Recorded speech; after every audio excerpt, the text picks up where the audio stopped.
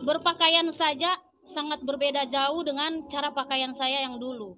Kalau dulu saya masuk gereja, terus terang pemirsa, saya harus pakai high heel dan harus pakai high heel ya? Ya, pakai high heel. Baru kalau mau ke gereja itu ya seperti agama saya yang sebelumnya, harus pakai gaun-gaun atau harus yang lebih pendek lah. Harus pakai gaun-gaun atau harus yang lebih pendek lah.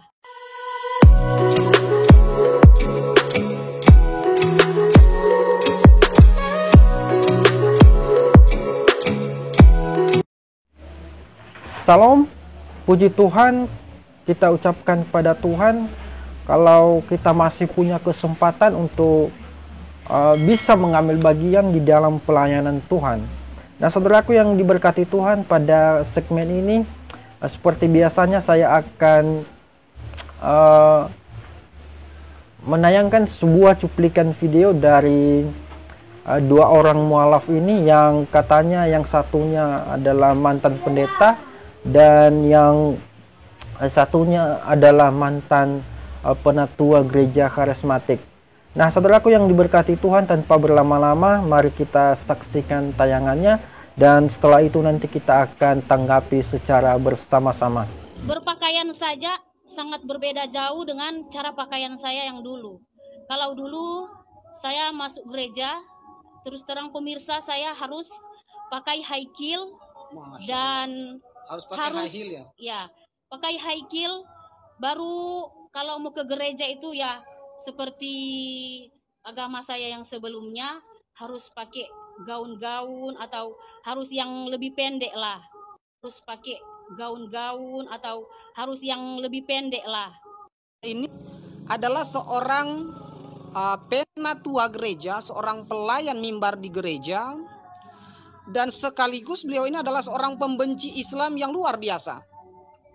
Ya, bahkan kebencian beliau adalah berawal dari ketika ada saudaranya, saudara kandungnya, yang kebetulan saudara kandungnya ini sudah lulus sekolah pendeta, sudah artinya seorang pendeta, kemudian malah memeluk Islam.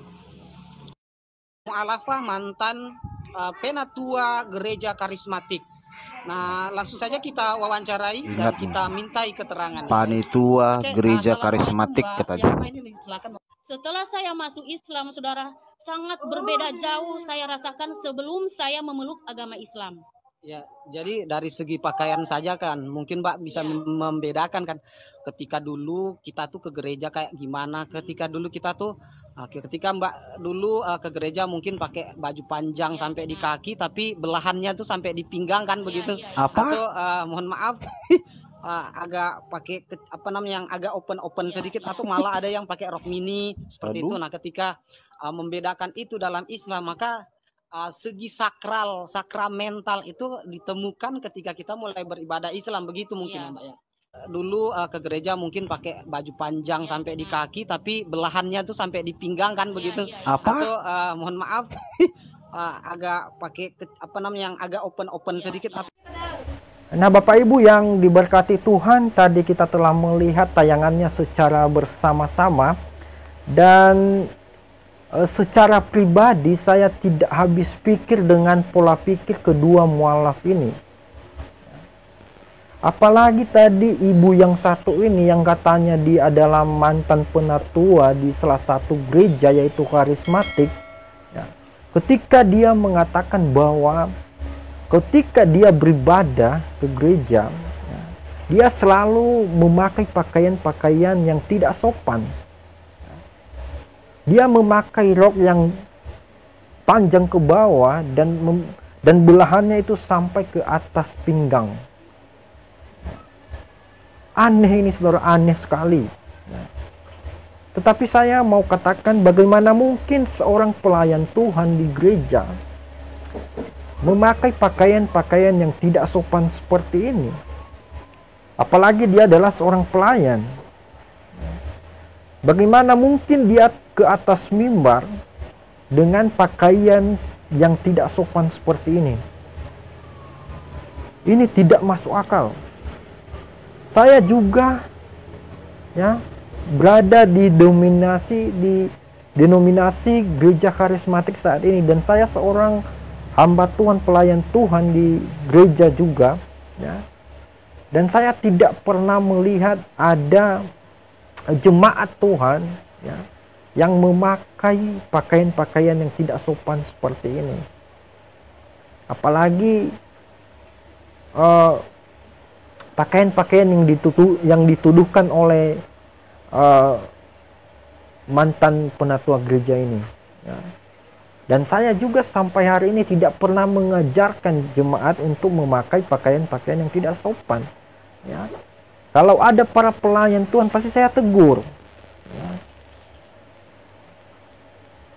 Dan sampai hari ini juga tidak pernah, ya, kita di gereja itu memakai pakaian yang sangat sopan, yang sederhana, yang apa adanya, tidak berlebihan seperti yang diomongkan oleh saudara kita ini. Tetapi saudaraku yang diberkati Tuhan, saya tidak habis pikir ya kenapa mereka harus melakukan pembohongan-pembohongan seperti ini, ya. Tetapi saya tahu, ya, kalau tidak bohong ya tidak makan. Ya begitulah orang-orang ini, ya. Karena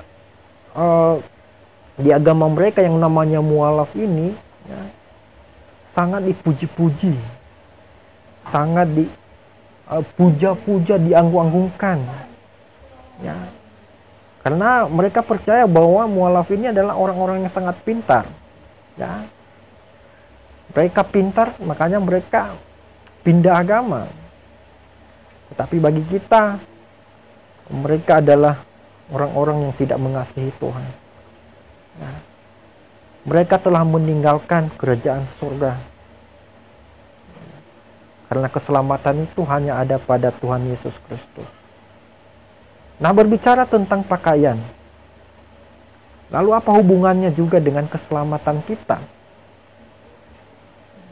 Bukankah iman Kristen itu mengajarkan kita bahwa kalau kita mau masuk ke surga itu bukan ditentukan dari pakaian, bukan ditentukan dari amal kita, bukan ditentukan dari perbuatan baik kita, bukan ditentukan dari omongan kita, tetapi kita bisa selamat hanya oleh karena kasih Tuhan. Hanya oleh karena kasih Tuhan kepada kita. Tetapi saya mau katakan kepada kita, sebagai orang-orang Kristen yang selalu setia kepada Tuhan, di saat yang sangat sulit ini, marilah kita selalu menggunakan kesempatan yang baik ini, ya, untuk selalu memuliakan nama Tuhan, untuk selalu menebar kebaikan kepada siapapun, untuk selalu melayani siapapun, ya, supaya hidup kita boleh berkenan kepada Tuhan. Nah, Bapak Ibu yang diberkati Tuhan, sampai hari inilah perjumpaan kita, dan secara khusus kita ucapkan kepada bangsa Indonesia pada hari ini Dirgahayu ke-76 untuk bangsa Indonesia.